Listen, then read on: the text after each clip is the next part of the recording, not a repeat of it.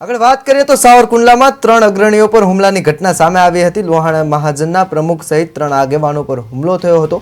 ઈજાગ્રસ્તોને hospital ખસેડવામાં આવ્યા હતા, ત્યારે રઘુવંશી સમાજ ઉપરાંત અન્ય સમાજના આગેવાનો પણ ઘટના સ્થળે પહોંચ્યા હતા। પોલીસે ઘટના સ્થળે પહોંચી તપાસ હાથ ધરી છે।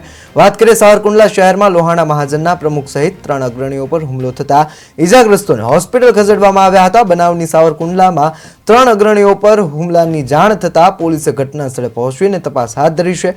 પાર્કિંગની જગ્યા પર રિપેરિંગ કામ કરાતા કારીગરો પર નજીકમાં રહેતા શખ્સો દ્વારા ગેરવર્તન કરતા મજૂરોએ મહાજનના પ્રમુખને આ બાબતની જાણ કરતા મહાજન પ્રમુખ જગદીશભાઈ માઘવાણી, મંત્રી રાજેશ નાગરેચા સહિત જે છે એ લોકો મહાજનવાડી ખાતે આ શખ્સોને સમજાવવા જતા તેઓ પર હુમલો કરવામાં આવ્યો હતો।